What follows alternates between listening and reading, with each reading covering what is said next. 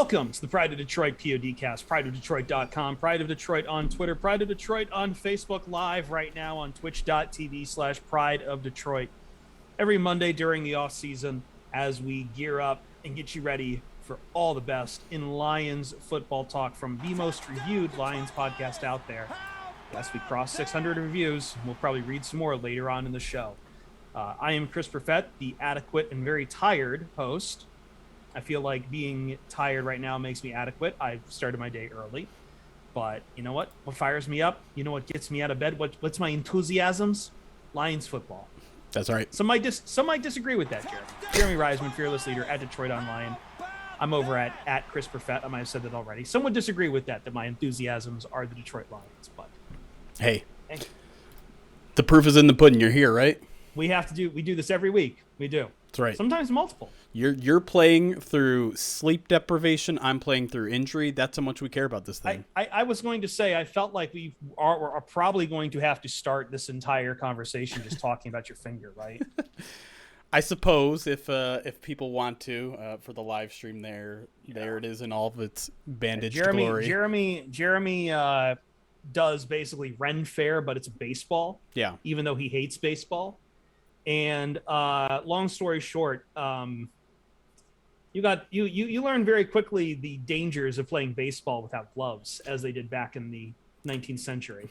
Yeah, that's right. Yeah, I had to do some historic baseball is what they call it at the Henry Ford Museum at Greenfield Village.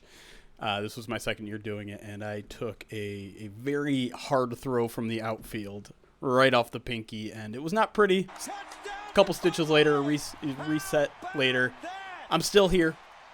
And yeah, I think that's probably the end of my baseball career, unfortunately, though. Well, if you don't die from a pinky, nothing could kill you. That's a good point.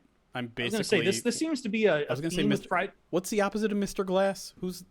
There's like. Oh, you're talking from Unbreakable. Yeah, you're really dating us by breaking out M. Night Shyamalan.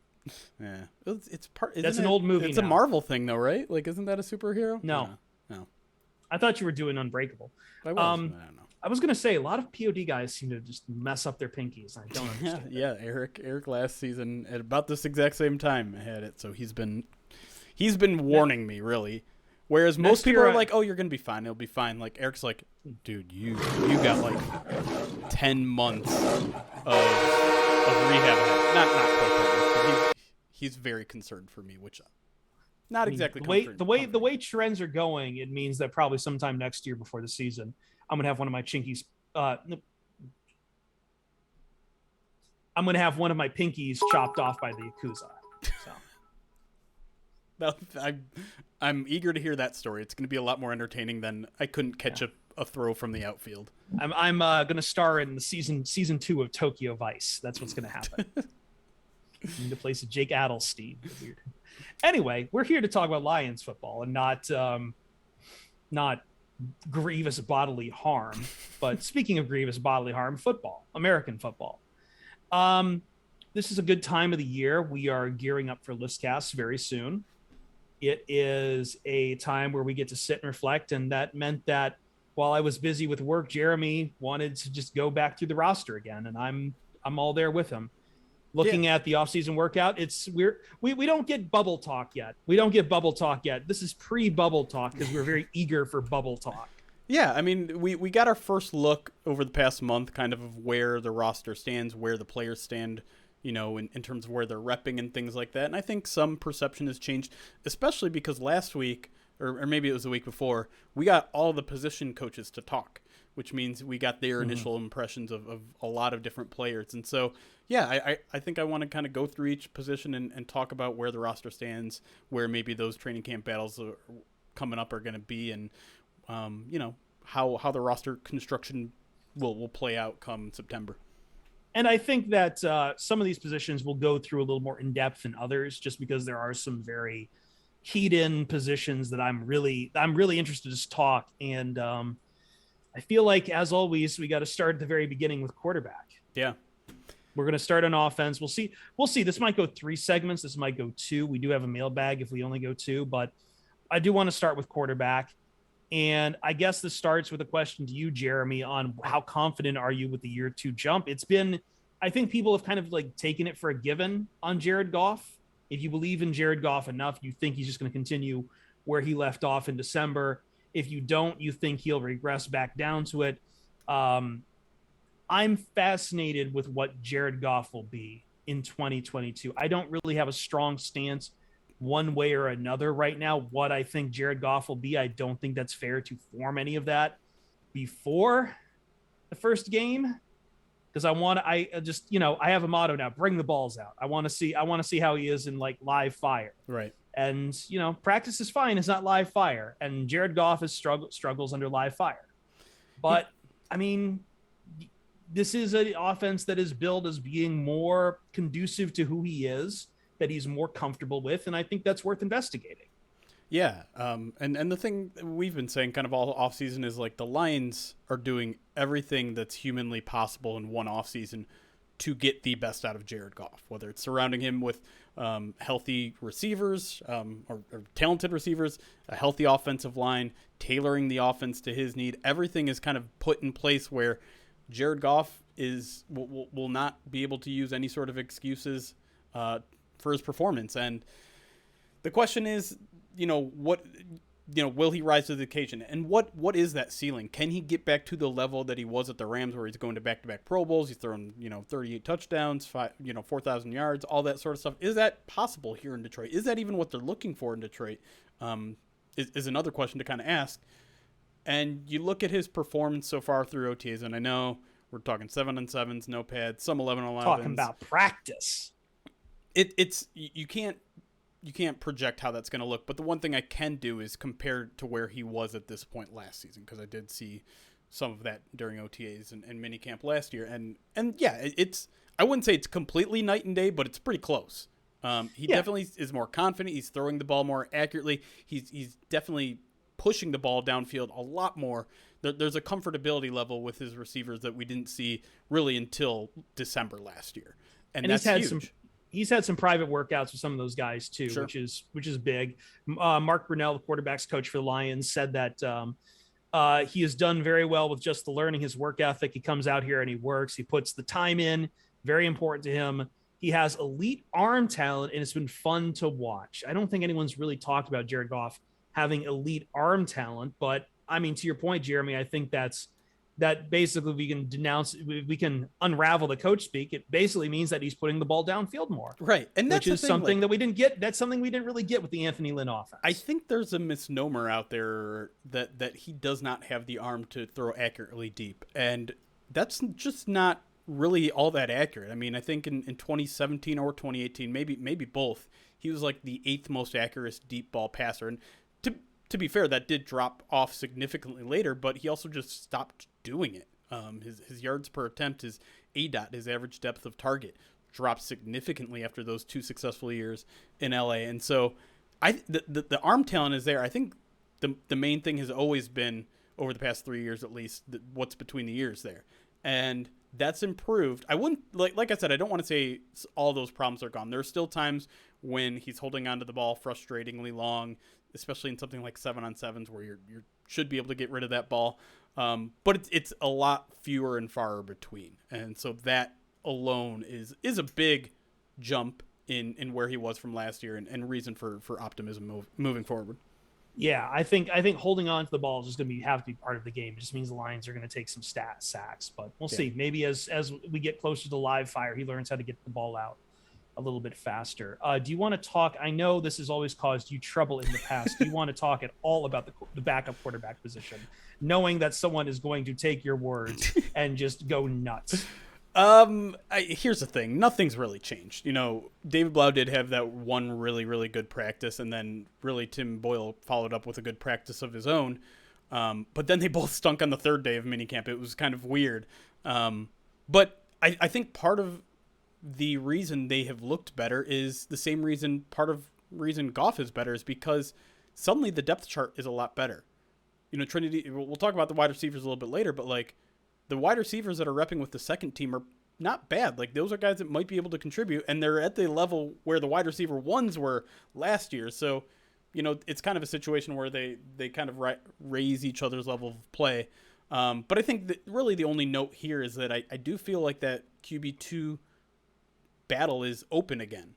Because last year, I think it was Boyles from the get-go. It didn't seem the Lions were going to give that up. They, maybe they played a part in switching between QB2 and QB3 during training camp, but it looked from the get-go that it was going to be Boyle the entire way, and it was. This time, I think it's going to be a true battle, and that'll be somewhat interesting if you care about the backup quarterback battle. But I think they end up keeping both on the 53 because that's just I was going to say procedure. It's going to be a battle, but I am with you. I'm leaning towards 3 quarterbacks, and no matter what happens, if Jared Goff has to leave that field, it's not going to go well. Yeah. No matter whether it's Blau or Boyle, we understand both have very low upside to both their games. Yep. And it's just. I wanted to talk a little bit about. I'm going to skip running backs for a second because we haven't gotten to talk some of the new developments on tight ends on the podcast yet. So tight end 2 remains open right now. The Lions did bring in Devin Funchess, who I know he played. Did he play tight end at Michigan? Do I have that right? 1 year he played tight end, 1 year he played wide receiver. Yes, and he's been playing wide receiver in the NFL since then. However, he, for those who didn't follow his history, I think he had a injury he was a COVID opt-out, and then he had a hamstring injury in 2021.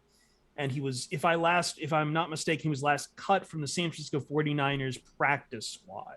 I believe that's right. So Lions are trying him out. This is hovering somewhere, depending on who you ask, which is rough because we're now talking about a University of Michigan player. If you ask some Lions fans, he's hovering between camp body versus someone who has a very good chance to make the roster.